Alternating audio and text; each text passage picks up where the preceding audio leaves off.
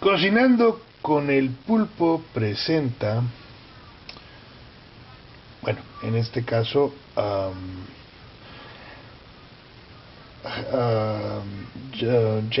jelly, conserva de frutas, um, y vamos a hacer hoy algo muy especial. Vamos a hacer corn dogs. So yo tener que hablar inglés for corn dogs porque yo creo que corn dogs es una cosa muy gringa. Para corn dogs necesitar harina, necesitar aceite, necesitar vinagre, necesitar royal or baking soda, necesitar un horno y unos hot dogs.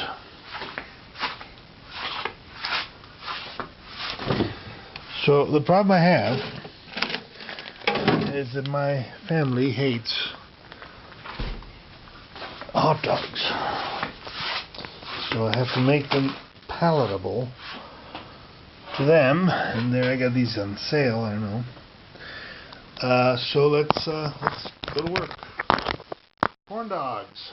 It's going to be in English because corn dogs are kind of an American thing. And for this video, you'll need some sausages, vinegar, oil, baking soda, and flour.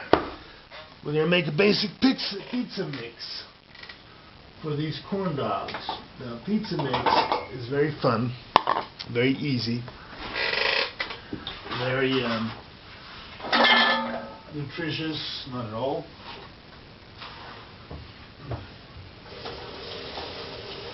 But fun, it's fun. Pizza is fun, ladies and gentlemen. Pizza is fun.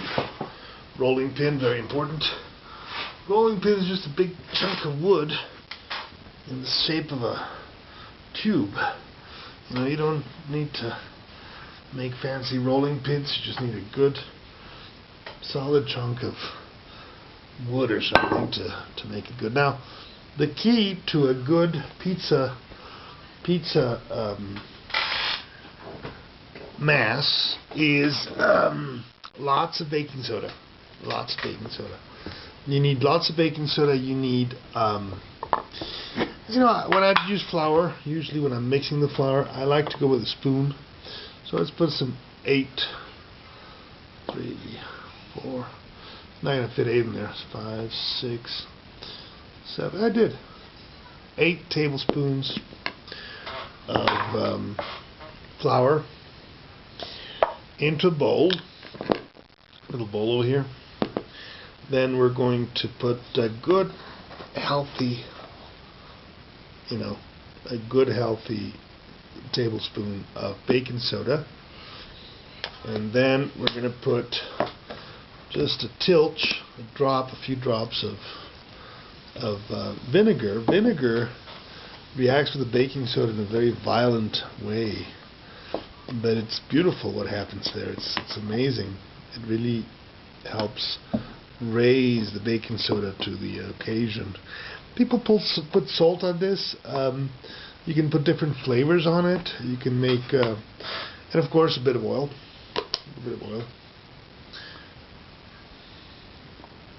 I don't know. The oil kind of makes it sturdier somehow. So I'm mixing my ingredients in here, and then of course we need water. Now we talked about flavors. This is pina colada. So we're going to make a pina colada flavored pizza. And take on pina colada and throw the pina colada in there. About half a glass, maybe a little less. The point is, the point is not so much how much water, but what consistency you get out of the flour after you throw it, and it varies with each mix. So I would say for this one, look at that, about half a glass of pina colada. The pina colada is going to give a very sweet taste to the dough, I like sweet. Sweet is good. We're sweet people, right?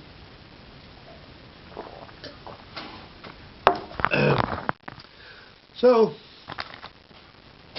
let's remove what we don't no longer need, which is the oil, the baking soda, and the vinegar.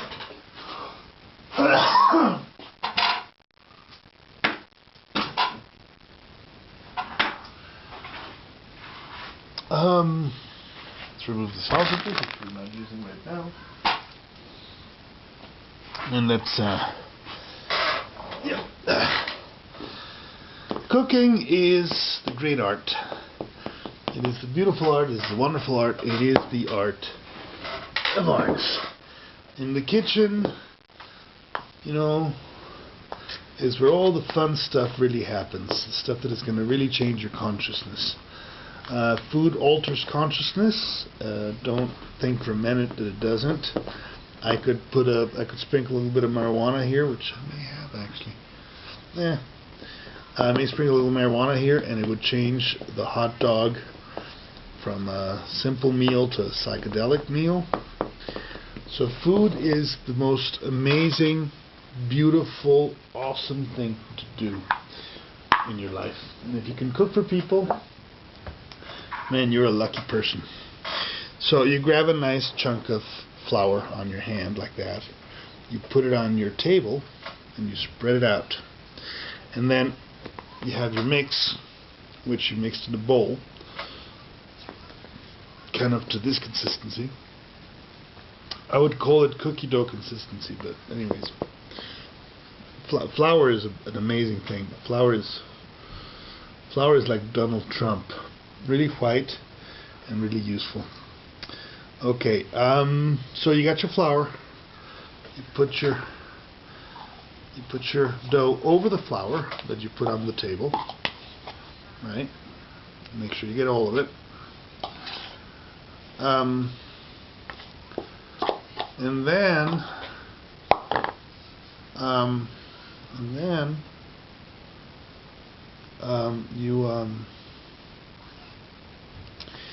over that dough, which is really wet, you're going to put some more flour. So that, another handful of flour, maybe, so that you can grab it without getting the alarm. They put the fucking alarm in there. I'm gonna let it blow. I don't give a shit. I just have some music, but mom's computer is off. The alarm's gonna make me nervous though. Fucking alarms. Anyways, you get this. This is what you get over the flour. See that consistency? You're gonna play with it, and play with it, and play with it. Make it all. I hope you can see this. I gotta turn that motherfucker off, man. Motherfucker. I don't even know how to do it. Christ sakes, why did they put alarms? I don't know what time it is.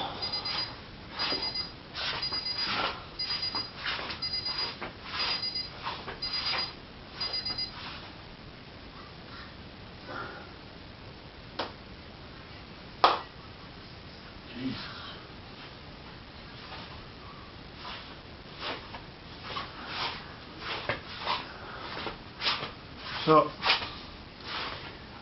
what we're going to get out of this is a pizza-like dough, which can be used for various things, not just pizza, obviously. But it's like the base. I would call it the base, or the essence, or the foundation of whatever dough we want to make. And obviously, we're going to make it flat. It's like so you have a flat base for your dough. People buy this on the store. They buy it's a bread. If you put this in the oven, that's bread. You just slap this in the oven and that'll be bread. But we don't want to make bread. We want to make something, you know, a little bit more complicated. We want to make pizza dough, which we're going to wrap over the hot dogs, and then we're going to bake all that. Or fried. I think we'll fry it maybe. Maybe we'll fry it in lard. Hot dogs fried in lard. My God, I must be Southern. Okay, so we got the pizza dough. We're gonna put some more flour on it, and we're gonna start to make it flat. Because I'm working on a long table and not a big table, and because I'm going to make some wrappings for hot dogs, I'm actually going to cut this dough into manageable portions. Maybe 4 portions that it will fit, about that long, that big. So they'll fit here, and I don't have to make it big. So I'm going to cut this big thing, into 4. Knife over here. And then we're going to do each one individually, so that you get your cut over here like that. And you cut. That's a 4th. That's a 4th. They're uneven 4ths, but it doesn't matter because they're still going to be smaller. They're still going to be smaller pieces, so it doesn't really matter. I'm going to start working with this one right here. Get your flour, put it over the flour, give it a twirl of. Flip it over, and you get your rolling pin, and you start making it really, really, really, really thin. Thinner the better. Why the thinner the better? Because we want this thing has baking soda. The baking soda is going to make it rise. See that? Baking soda is going to make it rise. And that will give it the texture it needs to work. So we got your basic dough. Okay, make the 4 of these. I'm gonna put this one aside over here, out of the way. Go make another one. Let's put the top of the flour. A lot of really important cooks and bakers and stuff would say, well, hygiene is the most important thing in your kitchen, and your kitchen looks really unhygienic. Nothing could be further from the truth. The tools that I use are always meticulously washed, and the surfaces that I use are always meticulously washed before I use them. But we got to be realistic. I live with 5 kids really, got my mother. I live with 5 kids, and when you live with 5 kids, you got to allow for chaos in the kitchen. It's just a matter of fact that they will get hungry, they will go into the fridge, they'll get some food, and there'll be chaos. The important thing is to wash your tools before you use them and after you use them, obviously, and the surfaces upon which you will be cooking. For instance, that place where I cut stuff, that wooden surface where I cut all my stuff, which is over there, it's really greasy, it's nasty, it's grungy, it's horrible, but the surface of it is clean, always, when I use it. Okay? I clean it before I use it, obviously. So that's the lesson on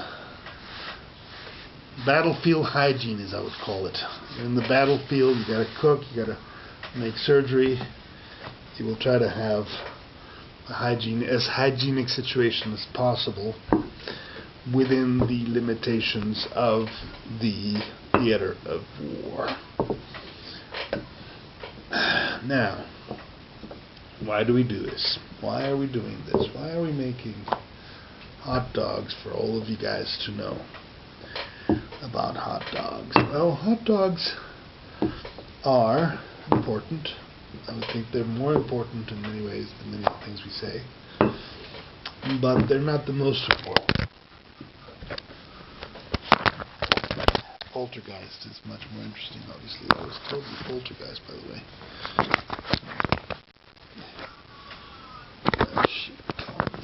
There we go. Somebody threw the camera down. We have a poltergeist situation here that is really interesting. Spiritual stuff. Spirits. I am the town's witch doctor. That's what I do. That's my profession. I read cards for a living.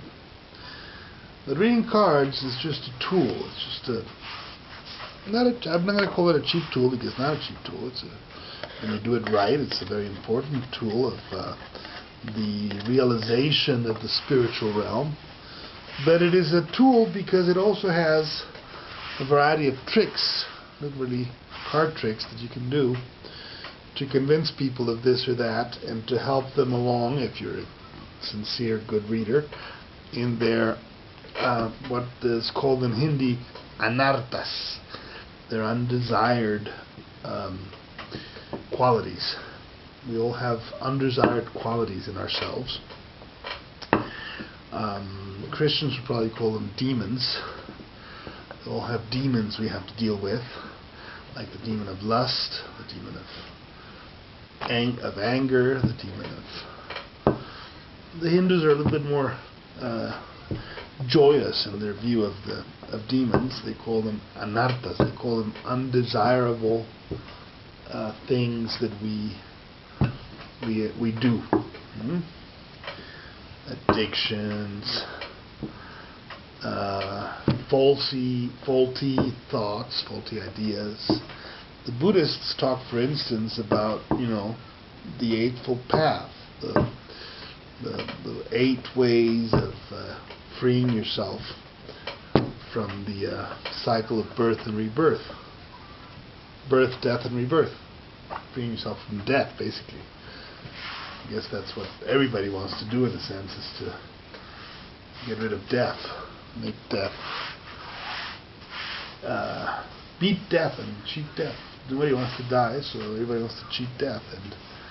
And the Buddhists believe that the way to get out of the death thing is exactly that. It's to practice the Eightfold Path, which is right thought, right action, right effort, blah, blah, blah, blah, blah, blah, blah. Buddhists have always been a boring lot.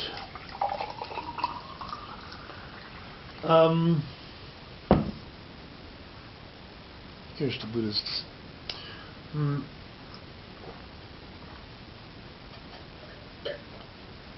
Let's go take a look at them. Conserves. You can call them conserves in English, I guess. You can call them conserves. Fruit conserves. From conservation. Basically what I did is that I took all my fruit that was in danger of rotting, and I got the good parts of it into the pot, and I threw the bad parts into my compost, which will be in a few months a really fun thing to have. And I put about maybe half a kilo of sugar in there. This is more like a kilo of sugar. I think it's about a full pot of fruit. A kilo of sugar in there. And that's it. That's the recipe. You boil that as much as you can. The fruits will be losing all their water, as fruit do. Fruit's primarily water, and the water will become fructose, and the fructose and you got to boil it for a long time. That's the only key, the only thing. The fructose will go into the bottom of the pot. The fruit pieces, the fiber on the fruit,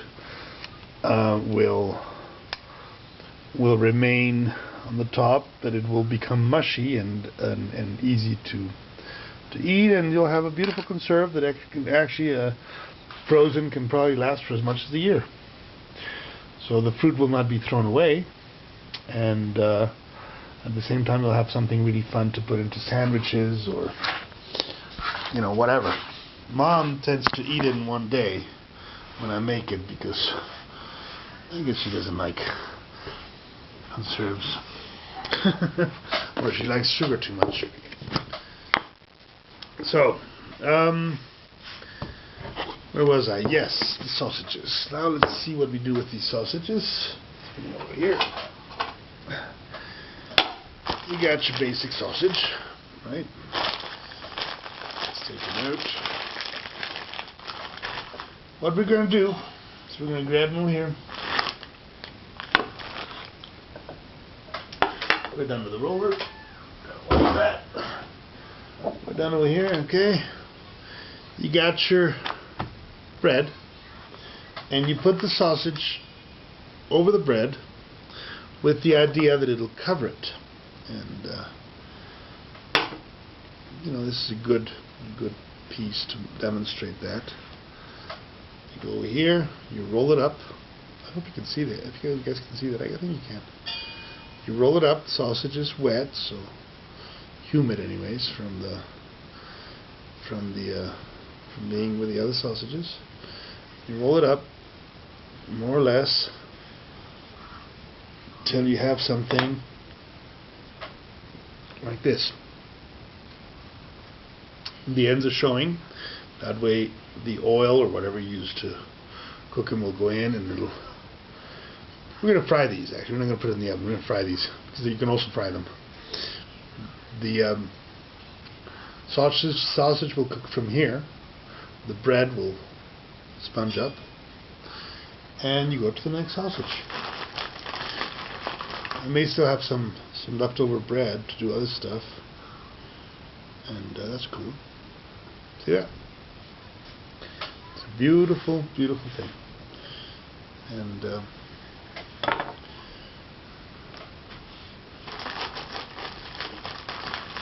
this is about 2 sausages per piece, and I have 4 pieces, so we may end up doing like 4, 8, 12, 16. 16 sausages is more or less what I made for.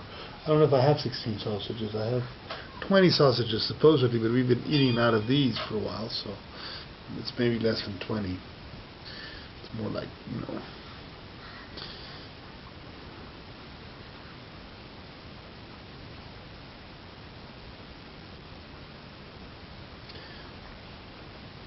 We'll see how many come out.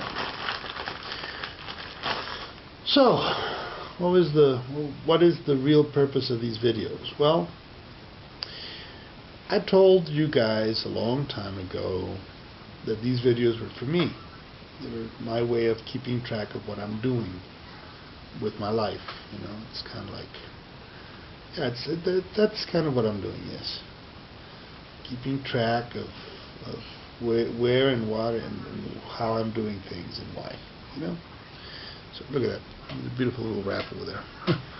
You play around with the wraps, you know, you can play with the shapes. You don't have to do them in one specific shape. Obviously, if you're in a big fancy restaurant or something, they'll probably want to have a specific shape they're going to tend to, and that's just the shape it's going to be, and blah blah blah. But you know me, I like to play with it. I like to play with it. 4 kids. 2 adults, 3 kids and 3 adults eat approximately 1 kilo of meat a day, more or less. A little more, a little less. That's what I feed them. I try to feed them always. Meat has to be eaten. It can't just lay around and wait for it to be. You can't keep meat too long unless it's canned or frozen or something. But usually it's preferable if you don't keep it around too long. If you cook it, you know, at the brevity. And I mean, I can actually roll them like this. I found something new. I can do a pizza slice like that, and then I put it like this, and you start learning on it. You start learning how to do this. It's like this, and then like this, and this, and this, and this. No, it has to be like this. Okay, like that. You know, you play with it. Make it fun. So, most people cannot afford to eat a kilo of meat a day. If you ask most Mexican families, you know, 1 kilo of meat in Mexico costs usually what? Around 1 kilo of meat pork, for instance, it's around 90 pesos. 90 pesos, yeah. About 90 pesos, right? Most people don't have that money to spend a day for meat. So they are forced to eat rice and beans, which is okay for a while, but if anything that's been shown to us is that... ¿Qué? Con mi cámara. Estoy haciendo una receta para... ¿Qué? The idea is that people should be able to eat meat or whatever they need to eat to get themselves healthy, because you need the protein. You need to, there's other ways to do the protein, but they're even more expensive. I have a vegetarian kid. He is sworn vegetarian. He's my pride and joy because he is vegetarian, which is a really contradictory thing, but what can I do?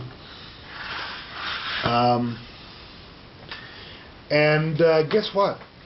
His food, I consider him malnourished. I consider the nourishment I give him erroneous, wrong. His food is the most difficult of all. First of all, because he won't eat just everything. He'll eat specific things, and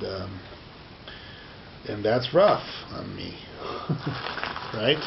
He needs cheese. Well, guess what? Cheese is in many cases far more expensive than meat. That's just a fact of the grocery store. I go to a special price to buy cheese, au Grenal, where I get cheap cheese. But cheap cheese, he won't eat it. He will not eat the cheap cheese. He will eat only the expensive cheese. So if I buy the cheap cheese, it's like I didn't buy anything, And the cheese is not the only thing that he needs to get his vegetarian diet. ¿Qué? Agárrate el lado. The vegetarian thing going, it's like... See that? It's like... Oye, ¿ya te diste cuenta de que...? Sí, eso. No te lo lleves todo, güey. No, es que no tengo que servir. ¿Qué? Agárrate un poquito, no chingues. Si vas todo el helado y esta raza y Nanda ya no tienen helado, no se vale. ¿Qué dice que estoy helado? ¿Ah? Mis hermanos se lo acaban. ¿Se acaban el helado tus hermanos?